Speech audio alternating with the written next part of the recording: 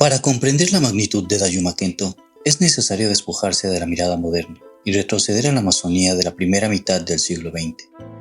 Una inmensidad verde, densa e impenetrable que el Estado ecuatoriano consideraba cartográficamente un vacío, pero que alberga culturas milenarias. Entre los ríos Napo y Curaray habitaban los Guarani, conocidos despectivamente por los pueblos vecinos como Aucas, una palabra quichua que significa salvajes. Para los Guarani, el mundo se dividía estrictamente en dos: su Ohuene, su hogar, la selva, y los Cowode, los extraños, los caníbales de afuera.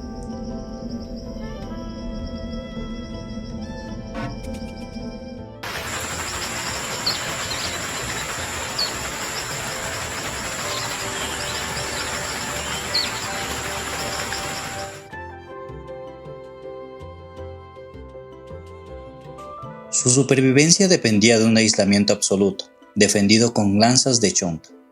Cada ingreso de caucheros, militares o colonos occidentales era respondido con una violencia letal. No era crueldad, era la defensa radical de su territorio y su existencia.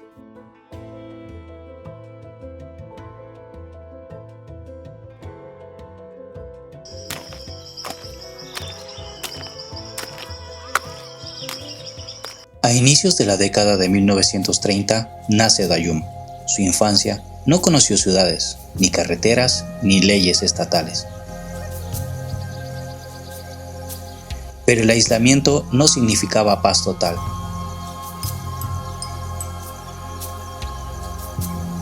El mundo guaraní estaba fracturado por sangrientas guerras internas entre clanes rivales, un ciclo de venganzas que parecía no tener fin. Cuando el temido guerrero Moipa asesinó a lanzazos a Kento, el padre de Dayuma, las estructuras de su mundo se rompieron.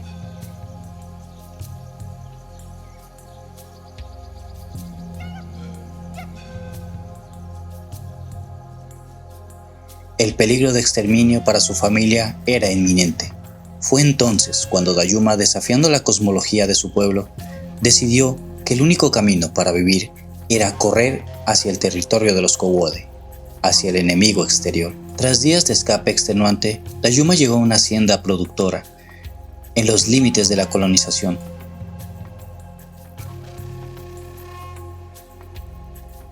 Allí aprendió el quichua, el español y las costumbres de un mundo que consideraba que su pueblo estaba atrapado en la edad de piedra.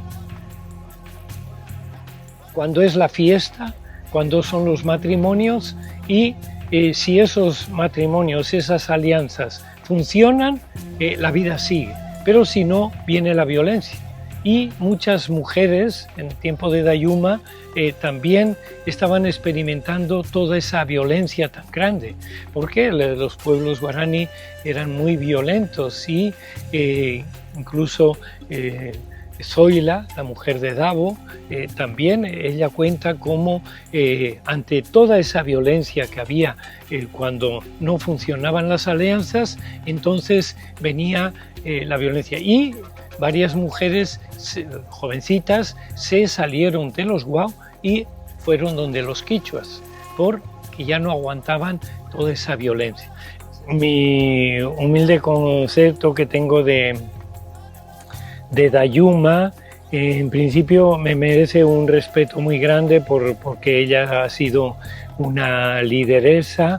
El hecho de ser mujer y que haya mantenido toda esa cohesión con el pueblo guaraní es algo como muy importante, y una persona que defendió los derechos de los guaraní, pero siempre también es una figura controvertida en el sentido de que también la utilizaron el ILB, porque tenemos que entender que todo el territorio guaraní era un territorio inexpugnable y ese territorio se mantenía con una cohesión muy fuerte de las lanzas, controlaban todo el territorio y nadie podía entrar en su territorio a no ser que encontrase la muerte.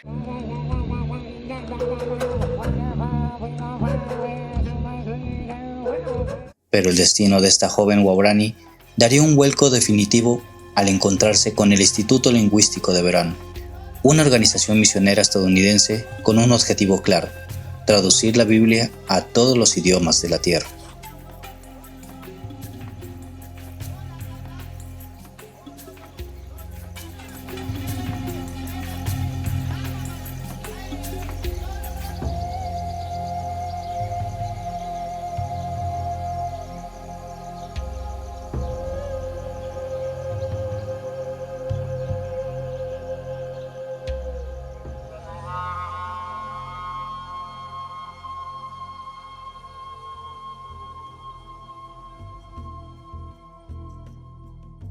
En enero de 1956, el intento de 5 misioneros norteamericanos de contactar por aire a los Waorani terminó en tragedia, en la playa de Palm Beach, a orillas del río Curaray.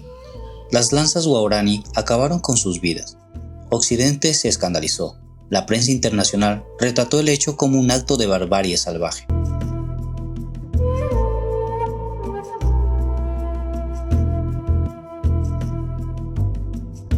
Estamos aquí ante el río Napo y pasar al otro lado del Napo era territorio guaraní, y ese territorio nadie lo podía pasar excepto que encontrase la muerte. Y sin embargo ellos sí pasaban a este lado, un poco donde los quichuas, en el Payamino, porque les interesaban las ollas, les interesaban las hachas y les interesaban los machetes. Entonces ellos pasaban para conseguir esos utensilios que necesitaban, pero para el lado de allá no se podía pasar. En el momento en que el ILB toma contacto con Dayuma, entonces después hacen la reducción en Doña Ampare. Entonces utilizan la voz de Dayuma, toda el liderazgo de Dayuma, para que cada uno deje sus territorios y se dirijan a Doña Ampare. Al dejar los territorios libres es cuando entra la Texaco y empieza la explotación petrolera. Entonces tenemos que analizar que la figura de Dayuma sirvió para facilitar esa ida masiva de las comunidades a Doña Ampare y al mismo tiempo dejar un territorio que estaba vacío, y entonces los intereses de la explotación petrolera, los intereses también de las oligarquías del Ecuador, policías y militares, son lo que facilitó para que ese territorio se comience la explotación petrolera.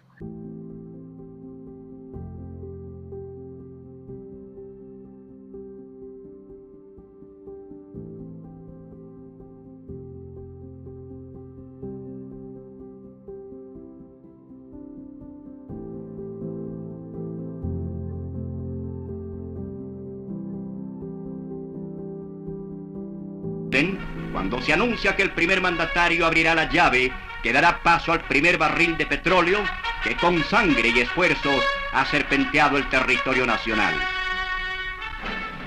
El señor presidente de la República, general Guillermo Rodríguez Lara, pone en acción la rueda que traerá el bienestar económico a nuestro pueblo.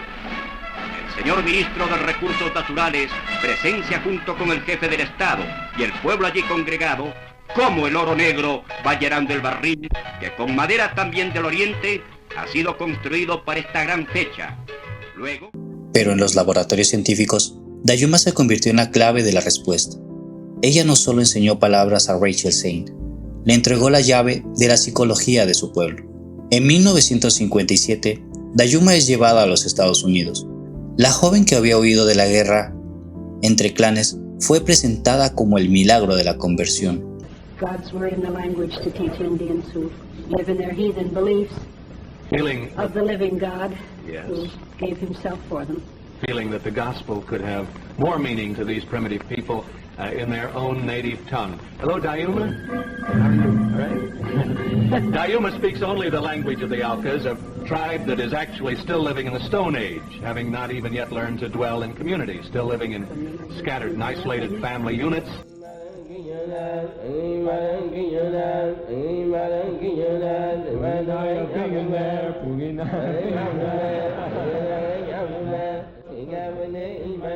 You can believe if you want to.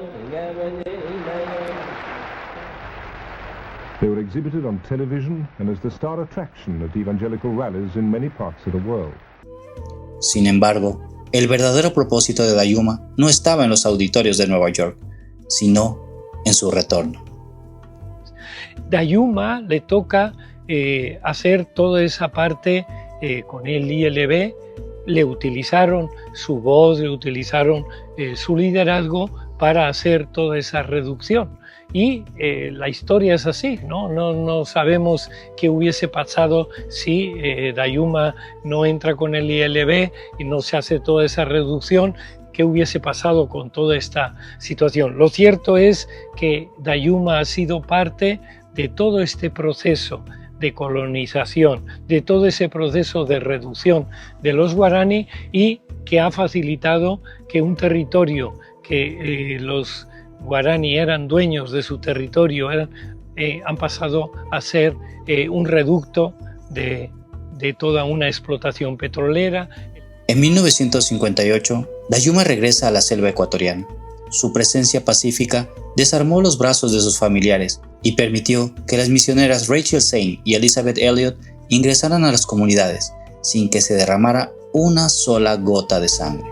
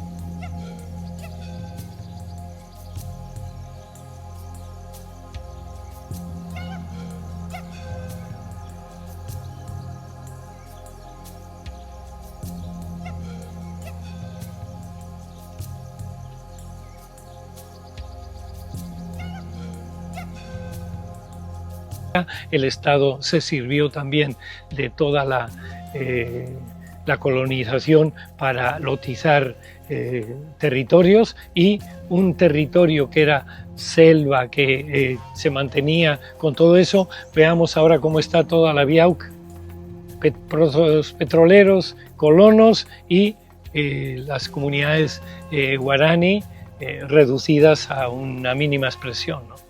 Entonces, en ese sentido, uno dice, de un pueblo libre, que eran los guaraní, pasaron a ser en la reducción, y después todo ese sometimiento también a nivel religioso, que ha pasado a ser ahora los mendigos, que ahora cuando vemos que muchas comunidades vienen al Coca, son mendigos pidiendo.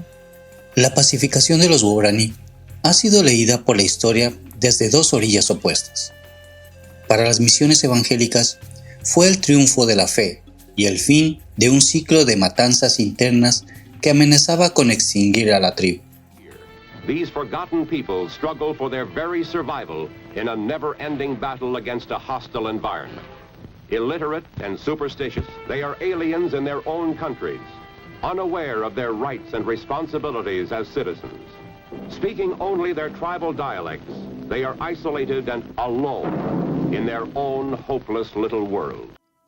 Pero para los historiadores y antropólogos, la pacificación tuvo un trasfondo geopolítico innegable. Al concentrar a las familias guaraní en zonas misionales reducidas como Toñampari, enormes extensiones de selva virgen quedaron vacías de resistencia humana. Detrás de las misiones entraron las corporaciones petroleras, transnacionales y las brigadas estatales de colonización. Las carreteras empezaron a fragmentar el territorio ancestral. La contaminación alteró los ríos y una cultura nómada fue forzada a asentarse, transformando para siempre su dieta, su salud y su estructura social. Y ahí ha estado Dayuma, ¿no? No sabemos bien qué hubiese pasado si la figura de Dayuma no se hubiese utilizado para eso, ¿no? En todo caso, también tenemos que ver que la figura de Dayuma, ella me imagino que hizo lo que pudo en todo ese sistema, pero sí veríamos que la figura de Dayuma convirtió a los guaraní en todo ese proceso de domesticación, y ahí es una crítica de un pueblo libre, pasó a ser un reducto.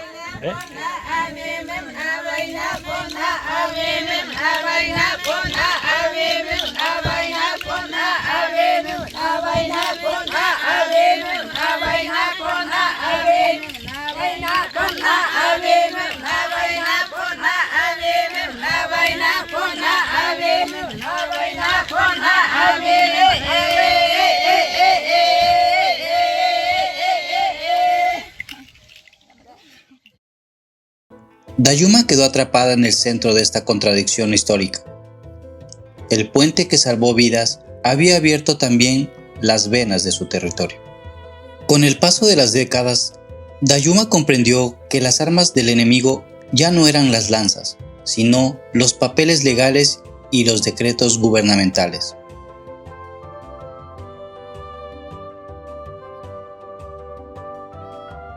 Cambió la traducción bíblica por la estrategia política.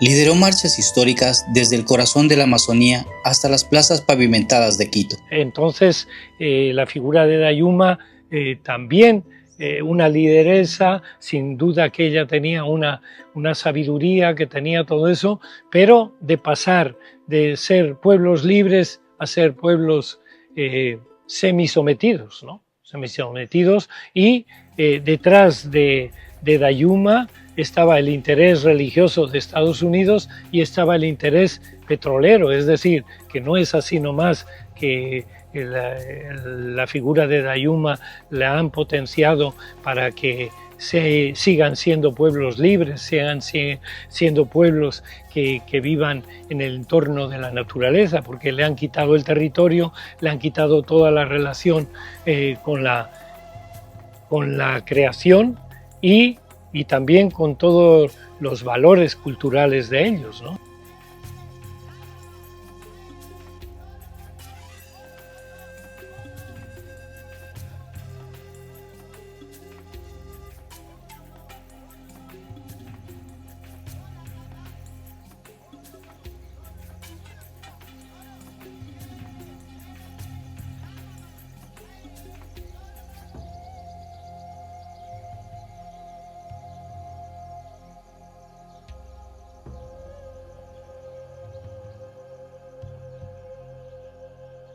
Todavía se mantiene su lengua, se mantienen sus costumbres, pero ya no tienen la educación bilingüe, ya no tienen muchos de los formas, antes vivían de la selva, ahora no tienen el territorio y ahora están mendigando un puesto de trabajo. Tampoco el Estado ha hecho una transición con ellos de la forma de vivir, que puedan tener una forma de vivir digna, que tengan su trabajo, que puedan ser cuidadores de la selva, ¿no? Y que toda la sabiduría ancestral que ellos tienen la puedan aportar a todo este mundo occidental, bien con el turismo, bien con plantas medicinales, bien con saberes ancestrales. Pero eso el Estado se ha preocupado mucho de sacar los recursos, pero no se ha preocupado de que tengan una vida digna, de que según sus valores estemos pensando en una forma de vivir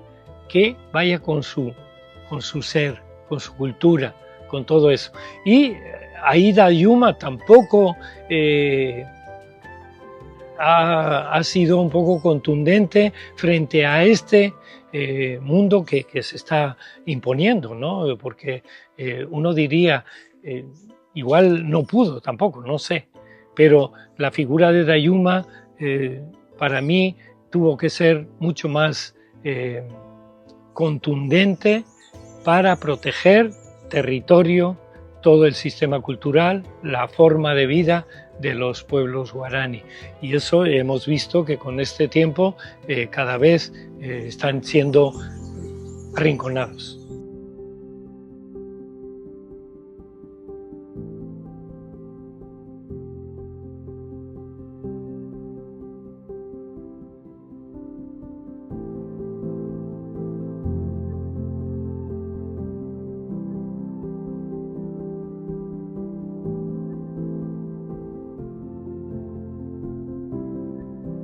Dayuma Kento cerró los ojos el 1 de marzo de 2014, en Puyo, llevándose consigo los últimos recuerdos de la selva que ya no existe. Para algunos, la aliada inconsciente de la colonización. Para su pueblo, la madre protectora que evitó su desaparición física. La historia de Dayuma nos recuerda que en las fronteras de la civilización, la supervivencia de un pueblo a veces requiere transformarse por completo para no dejar de existir.